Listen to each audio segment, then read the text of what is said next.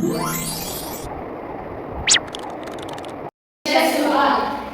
Girls Higher Secondary School 20. இந்தியாவில் மிகப்பெரிய ப்ராப்ளமாக வந்து சாலிட் வேஸ்ட் மேனேஜ்மெண்ட். கவர்மெண்ட் 50% இந்த ப்ராசஸ் பண்ணுறாங்க. மீதி 30 to 20% லேண்டை டம்ப் ஆகிருக்கு. சாலிட் வேஸ்ட் மேனேஜ்மெண்ட் ரூல் 2016 வெளிவந்தது. வீட்லையும் சரி ஆஃபீஸ்லையும் சரி நம்ம போடுற குப்பை non biodegradable biodegradable. Solid waste major process நம்ம இருக்கிற 2 ப்ராஜெக்ட் அதில் பயோகேஸ் அண்ட் கம்போஸ்டிங்.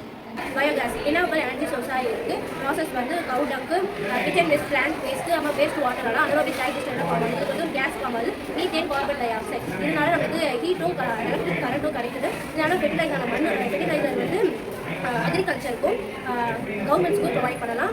எல்பிஜி சிலிண்டரோட அளவு கம்மியாக இருக்கிறதுனால நம்ம வீட்லேயே வந்து பயோகேஸ் சேஃப்டியாக நல்லா யூஸ் பண்ணலாம்.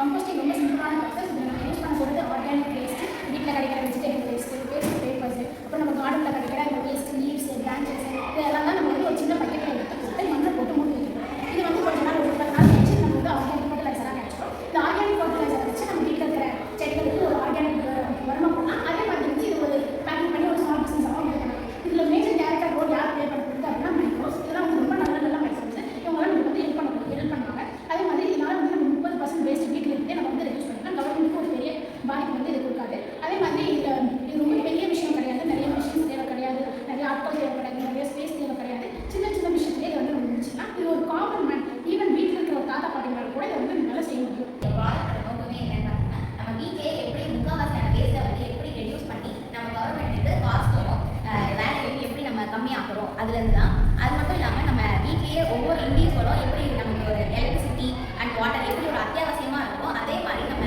குப்பையுமே கரெக்டாக ரீசைக்கிள் பண்ணி நம்ம இது பண்ணால் நம்மளுக்கு ஒரு சஸ்டைனபிளான என்விரான்மெண்ட் கிடைக்கும். நமக்கும் சரி நம்மளோட ஃபியூச்சர் ஜென்ரேஷன் வந்து சஸ்டைனபிள் என்விரான்மெண்ட் வாழணும் அப்படின்னா எல்லாருமே கட்டாயமாக வந்து பயோகேஸையும் கம்போஸ்டிங்கையும் யூஸ் பண்ணுங்க. வளமான இந்தியாவே